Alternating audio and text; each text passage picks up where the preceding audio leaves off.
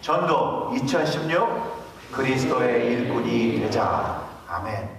제가 그 설교의 제목을 딱 지어놓고요, 기쁨을 외쳐라, Shout for joy, 이 영어로 해놓고 나니까 이게 그냥 직역하니까 기쁨을 외쳐라 이렇게 했는데, 나중에 계속 설교를 하다 보니까 기쁨을 노래하라, 이게 더 우리말에 더 맞는가 고민을 하면서 계속해서 보니까 어떤 분들은 또 외치는 것도 괜찮다라고 하시는 분들이 있습니다.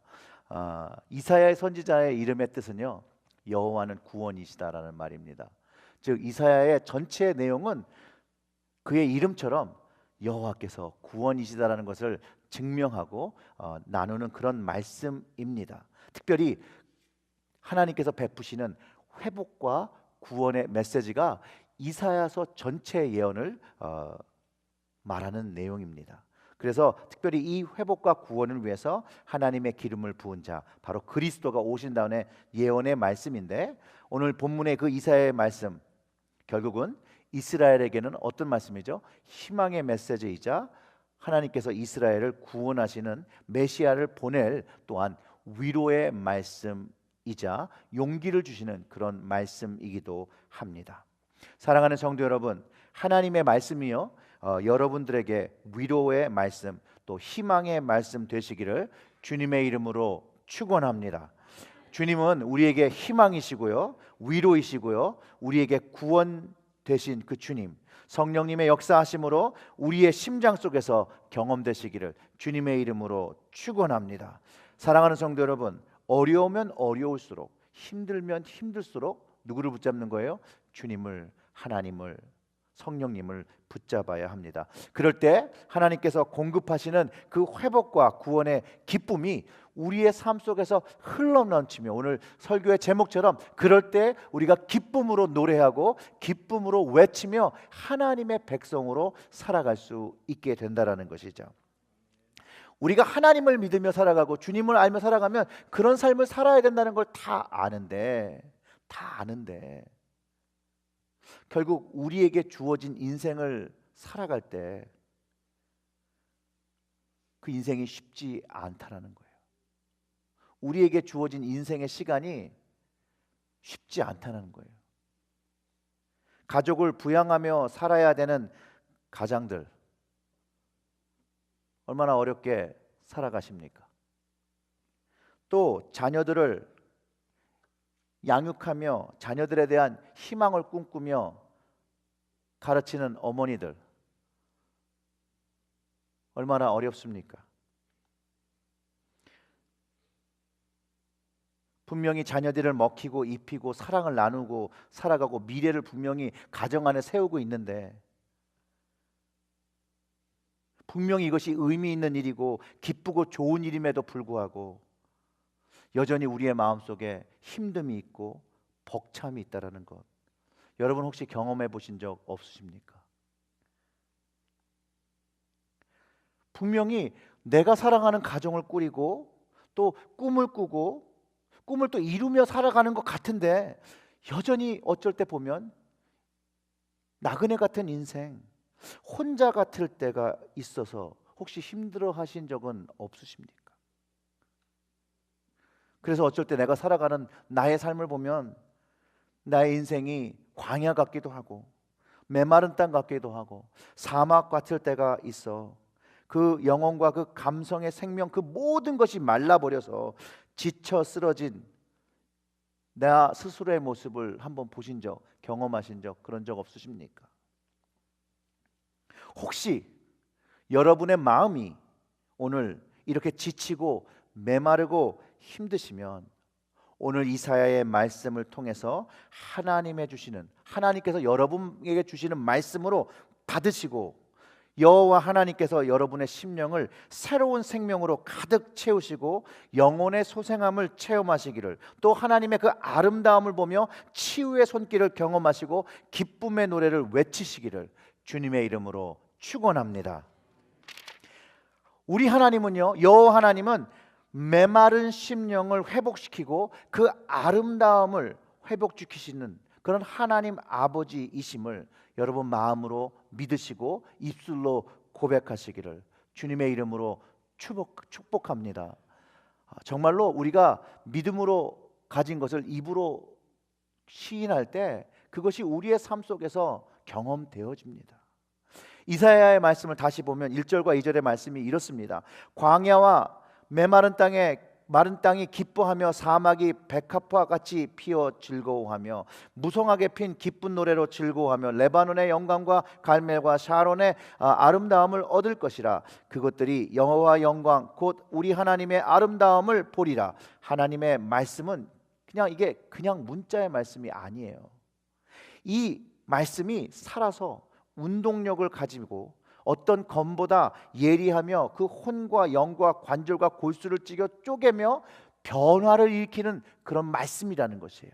여러분 이걸 믿으십니까? 이거를 믿으실 때 이것들이 일어난다라는 거예요.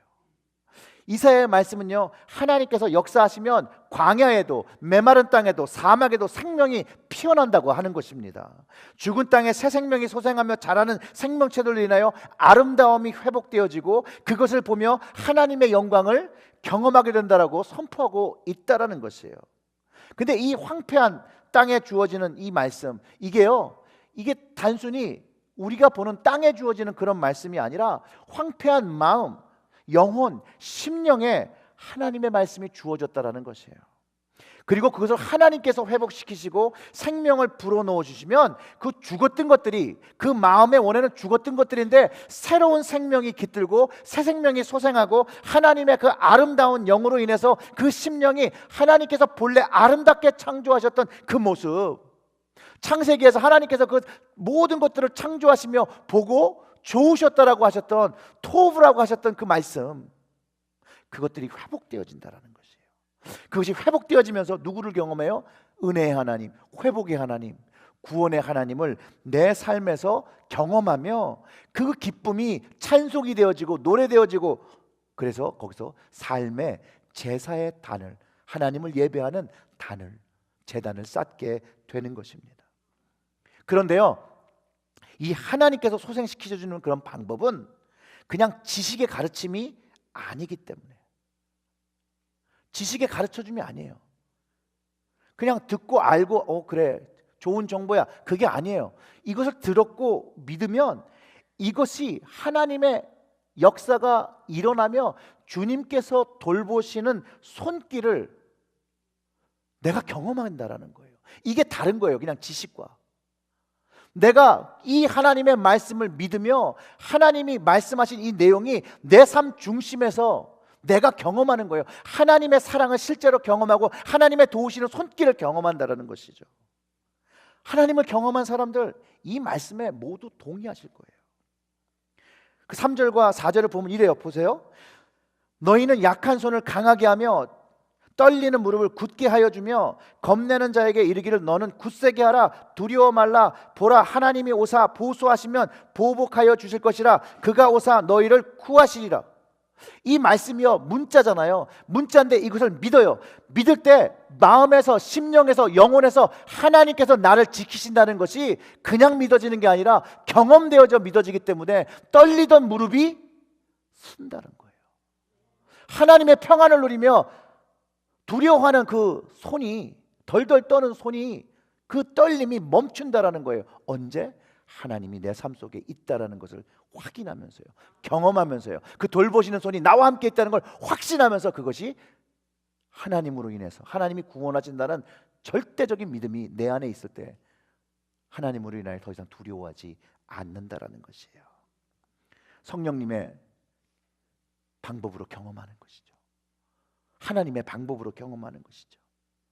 더 이상 세상을 보며, 내 인생을 보며 두려워하던 것들이, 떨리는 것들이, 무섭던 것들이 더 이상 무섭지 않은 거예요. 왜요? 아버지 하나님이 계시기 때문이죠. 어렸을 때 두려울 때 누구한테 갑니까? 아빠한테 가고 엄마한테 가잖아요. 그것처럼 우리는 하나님께서 우리를 지키시고 구원하신 하나님을 믿고 하나님께로 나아가야 된다는 거예요. 거기에는 평안이 있습니다. 그 평안 뒤에 기쁨이 있다는 거예요.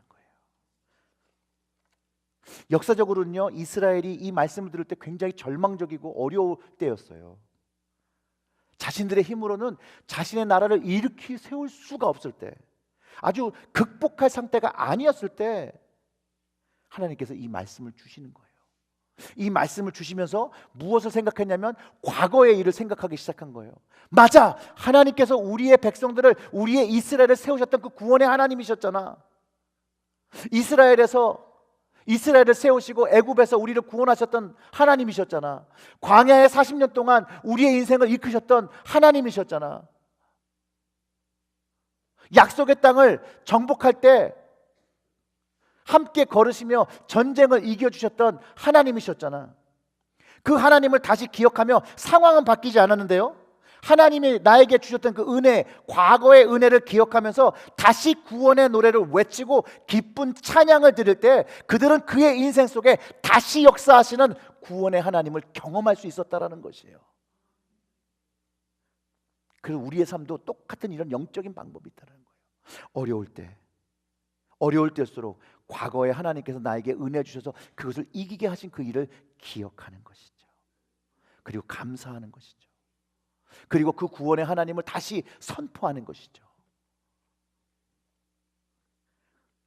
이스라엘처럼 나에게 행하신 하나님의 구원과 그 손길과 은혜를 기억하며 현재의 이김을 이길 수 있는 그 신앙의, 그럴 때 신앙의 뿌리가 더 깊어지고 튼튼해지는 것을 경험하게 된다라는 것이에요. 제가 이제 미국에 1993년에 처음 유학으로 들어왔습니다.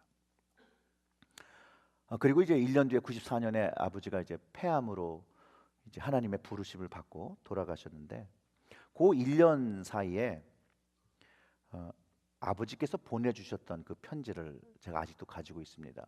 일주일에 한 통, 이제 빠르면 일주일에 한 번 오고 많이 걸리면 2주에 한 번 정도 저희 아버지가 꼭 편지를 써서 보내주셨어요. 그리고 가끔 저는 저희 아버지의 편지를 쭉 읽어보는데, 이게 저도 나이를 먹고 시간이 지나면 지날수록 아버지의 그 편지가 좀 다르게 느껴지더라고요. 다르게.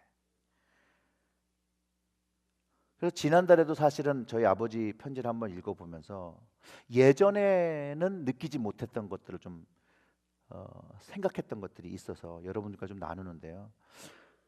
아무래도 저희 아버지는 이 유학 생활을, 이제 아들이 유학 생활하는 걸 걱정해 주시고 이렇게 편지를 보내주셨는데, 저는 이제 거기에 제 삶의 문제가 너무 컸기 때문에 아버지가 무슨 내용, 이런 편지를 보내주셨구나 라고 생각을 했지, 그 아버지께서 편지를 담고 있는 그 마음과 그 당시에 그 아버지가 생각하는 그 어려움과 고민은 그 당시에는 절대로 이해하지를 못했다라는 거예요. 사실 그 당시에는요, 미국에 유학 생활을 한 것만으로도 하나님께서 이끌어 주시는 그것이라고 확신했기 때문에 사실상 별 걱정을 안 했어요. 여기서 어떻게 살고 무슨 일을 해야 돼, 그런 거는 전혀 생각을 하지 않았고, 그저 그냥 내가 학교에서 좋은 성적을 받고 이 학교를 마치는 것, 그게 제 우선순위였거든요. 근데 이제 이 아버지의 편지를 다시 읽어보니까 저희 아버지가 생각보다 참 걱정을 많이 하셨더라고요. 왜냐하면 저희 아버지도 1950년도에 유학을 하신 유학파세요. 1950년도에는요 식당만 해도 white only라는 편말이 딱 붙어 있었고, 그리고 화장실에도 white only 화장실이 있었고, 너무 사람들이 많아지면 white들이 많이 들어오면 블랙은 나갔어야 됐어요.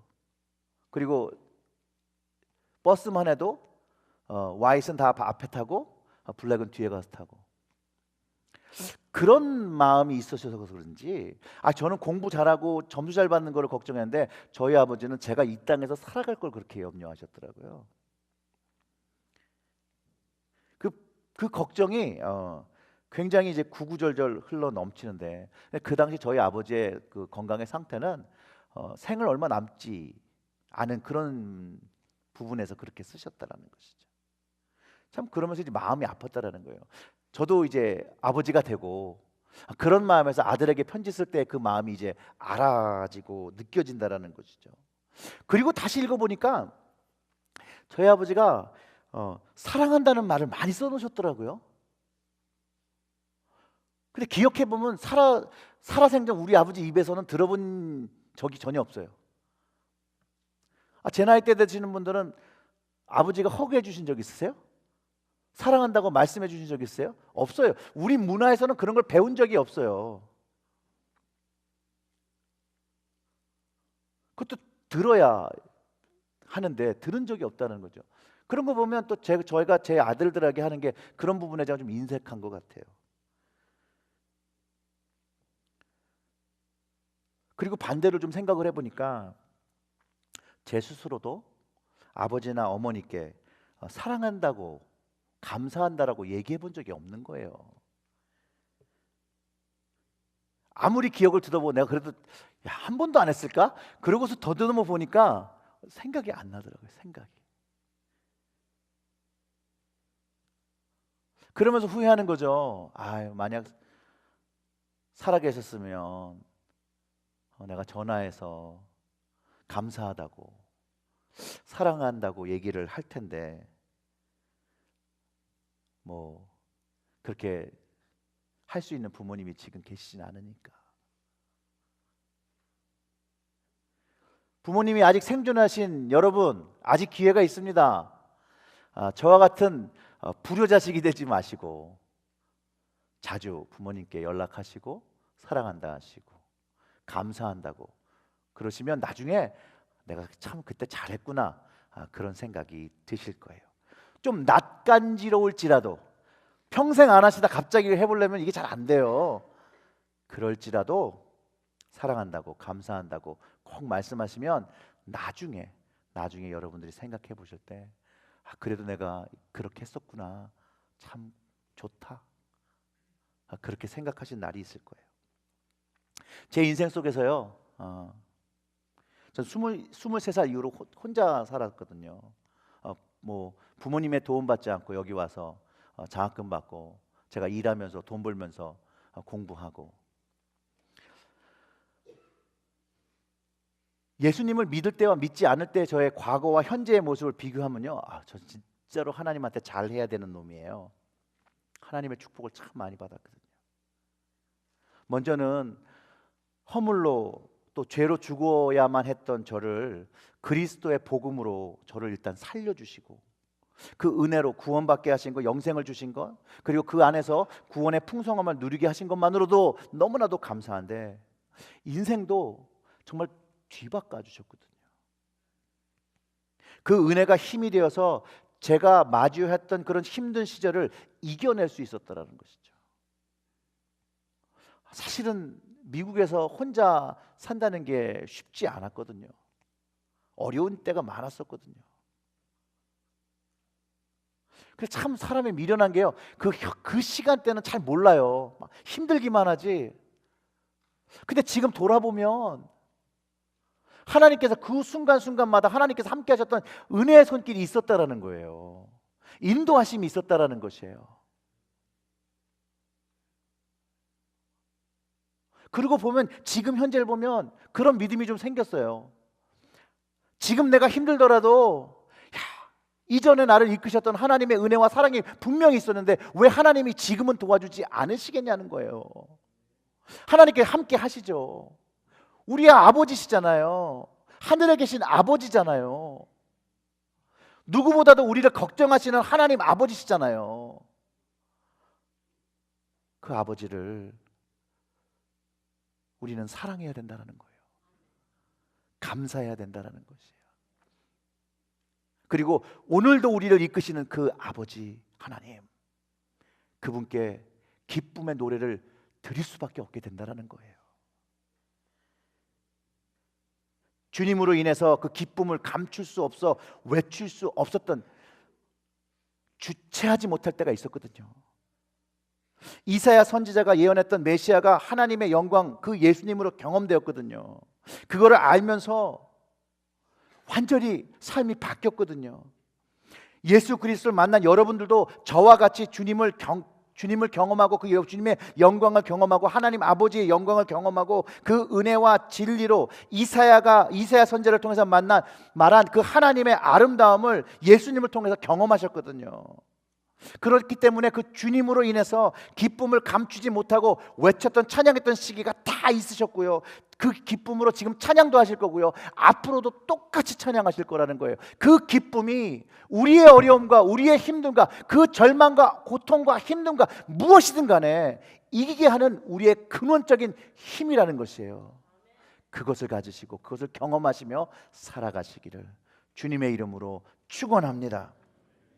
사랑하는 성도 여러분, 여러분들이 주님을 만나기 전의 모습은 어떤 모습이셨습니까? 사람마다 각 차이는 분명히 있습니다. 그렇지만 예수님을 만나기 전과 후의 고백은 좀 극명한 차이를 보이라고 저는 확신합니다. 왜냐하면 아까 말씀드렸던 것처럼 문자적인 그 성경이 살아나는 경험, 그 문자가 내 인생 속에서 경험되어지는 것을 경험하기 때문이에요. 성경은 뭐라고 얘기하냐면요, 요한복음 1장 14절을 통해서 말씀이 어떻게 돼요? 육신이 돼요. 누구한테 거했어요? 우리 안에 거하심에 우리가 그 영광을 보니 아버지 독생자의 영광이요 은혜와 진리가 충만하더라. 이게 문자로 느껴지는 그 순간, 하나님을 만나고 예수님을 만나고 구원과 회복을 느낀 그 순간에는요, 이게 더 이상 문자가 아니라 내 인생 속에서 경험되어지는 경험이 되어진다라는 거예요. 그래서 우리의 삶의 진리와 은혜가 충만한 것을 우리가 경험하게 되고, 그것으로 인해서 우리의 삶은 우리가 이기며 나아간다는 거예요. 어려움을 우리가 승리로 거둘 수 있게 된다라는 것이에요. 이 진리, 이 은혜를 경험하는 그것이 바로 오늘 구약에서 말한 생명의 아름다움을 경험했다는 그 말과 똑같은 말이에요. 그게 바로 그 말이에요. 영광과 은혜와 진리를 경험했기 때문에 기쁨을 감출 수가 없는 거예요. 기쁨을 노래하고 기쁨을 외칠 수밖에 없는 것이에요. 그 기쁨이 그냥 있는 게 아니라 그 burst out 했다고 그러죠. 팍 터져 나오는 것이에요. 그리고 본문 이제 5절과 10절의 말씀을 보면 그 메시아의 모습이 어떻게 올지를 예언하고 있는데요, 상징적으로 예언하고 있는데, 그 예언들이요, 예수님이 이 땅에 오셔서 그 모든 일들을, 이사야 선지자가 예언한 그 모든 내용들을 예수님께서 이루셨다라는 거예요. 아마 여러분들이 복음서를 읽기만 해도 오늘 이사야서의 이 35장의 말씀이 예수님을 통해서 일어났다는 걸 동의하실 수밖에 없어요. 이러니 이게 얼마나 놀라운 일입니까? 말씀이 육신이 되었다는 것, 문자가 경험이 되었다, 얼마나 놀라운 일입니까? 예수님이요 이 땅에 오셔서 사람들과 사역하며 소경이 눈을 뜹니다. 이사야 예언이잖아요. 귀머거리가 귀가 열립니다. 말을 못하는 사람의 혀가 이제 열려서 말을 하기 시작합니다. 안증배기가 일어납니다. 요한복음에 나타난 그 소경된 사람의 그 이야기가 있죠. 이것이 나의 죄냐 부모의 죄냐, 그 죄에 대한 질문을 물어볼 때 하나님의 영광을 나타나시기 위한 일이라고 예수님이 가르쳐 주세요. 하나님의 영광. 그리고 나사로가 병이 들어서 오기를 청하셨을 때 제자들에게 하나님의 영광을 위함이라 말하고 나사로가 죽은 다음에 찾아가세요. 결론적으로 그 이야기는 그가 죽음에서 어떻게 된 거예요? 다시 돌아오잖아요. 나사로야 나오라 할 때 예수님 말씀하시니 그가 죽음에서 깨어나 새 생명을 얻으며 나오잖아요. 여러분, 이거는 그냥 지어진 단편 소설이 아니에요. 이건 실제로 일어난 일이고, 단순히 실제로 일어난 것이 아니라 그 당시에 일어났던, 과거에만 일어났던 것이 아니라 이 구원의 하나님, 그 영광의 주님은 지금도 그 일을 하신다라는 것이에요. 하나님의 영광을 나타나기 위해서. 그렇기 때문에 사람들이 어떻게 해요? 찬양하는 거예요. 놀라우신 하나님으로 인해서 기뻐하게 되는 것이에요.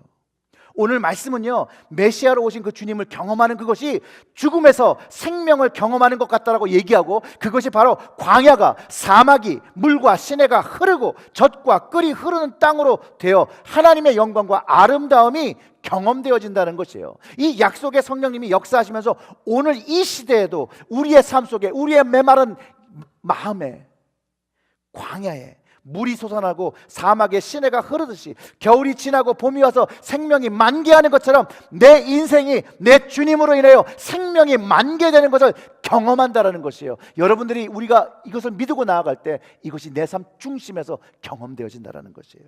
영적인 거듭남이죠. 영적인 체험이죠. 어찌 기쁨을 숨기고 외치지 않을 수 있겠습니까?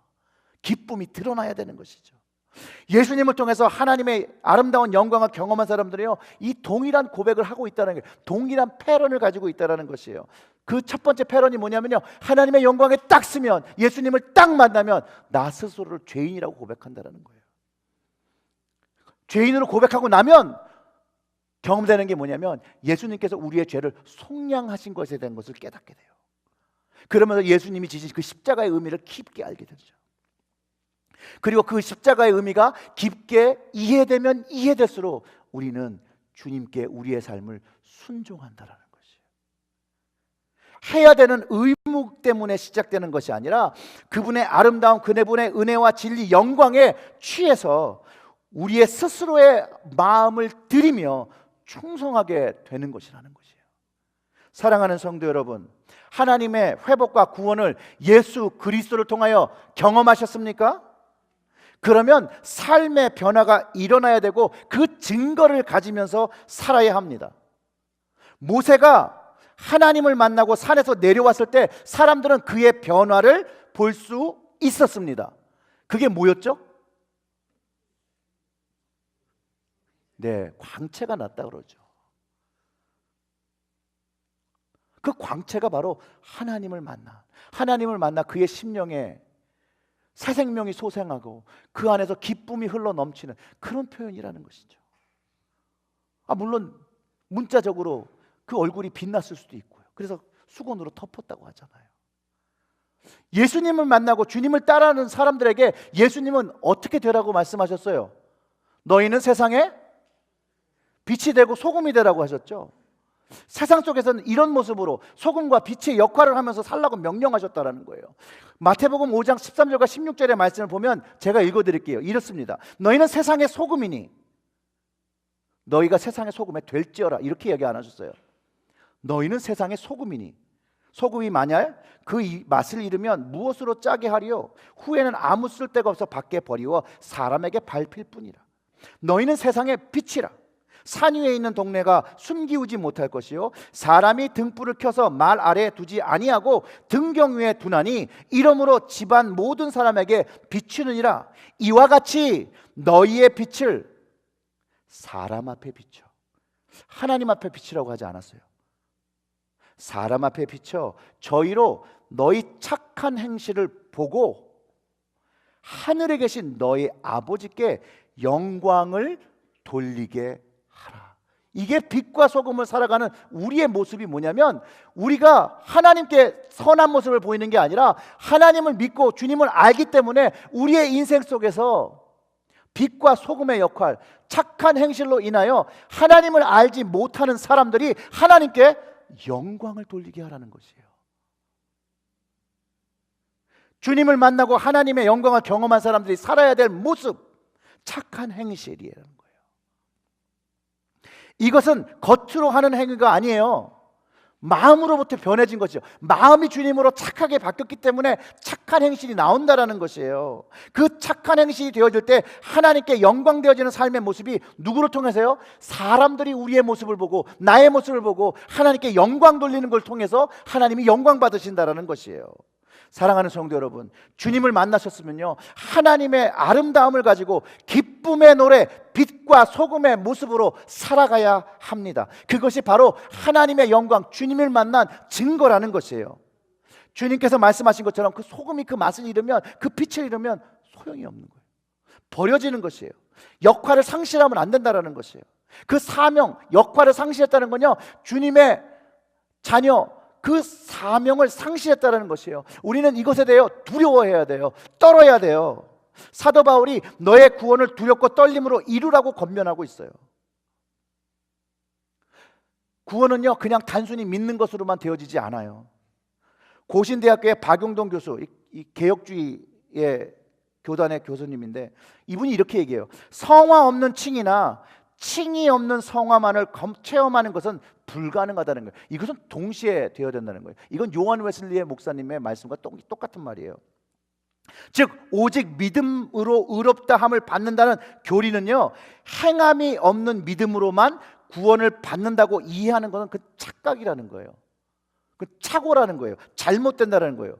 그리고 이렇게 생각하면 안 된다는 거예요. 믿기만 하면 거룩함의 열매가 전혀 없어도 구원은 따놓은 당상이라고 식으로 이해하는 것, 이거는 종교개혁, 종교개혁을 한 모든 그 프로테스탄트의 그 안에 그 칭의론을 완전히 왜곡하고 곡해한 이단적인 발상이라는 거예요. 사랑하는 성도 여러분, 교회 그저 다닌다고 해서 구원을 얻는 것이 아닙니다. 예배 자리 그냥 앉아 있다고 해서 하늘나라 가는 거 아닙니다.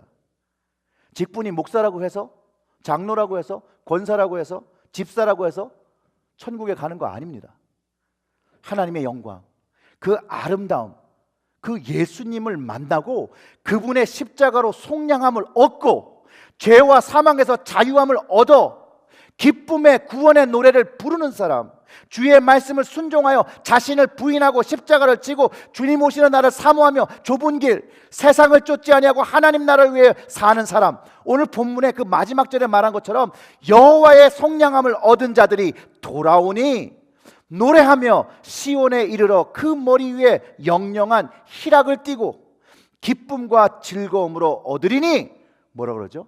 슬픔과 탄식이 달아나리라. 세상으로부터 승리를 얻은 사람들이에요. 절망으로부터, 어려움으로부터, 세상이 주는 모든 그 힘듦으로부터 예수 그리스도를 통하여 승리한 사람들. 여기서 말하는 즐거움, 세상의 즐거움과 쾌락을 이야기하는 것이 아닌 거 여러분 다 아실 겁니다. 사랑하는 성도 여러분, 우리의 기쁨의 근원 되시는 예수님을 만나고 그 예수님을 통해서 하나님의 영광과 은혜와 진리를 경험하시고 기쁨으로 주님을 외치며 세상 속에서 여러분이 선 그 자리에서 하나님께 예배드리며 살아가시기를 주님의 이름으로 축원합니다. 기도하겠습니다.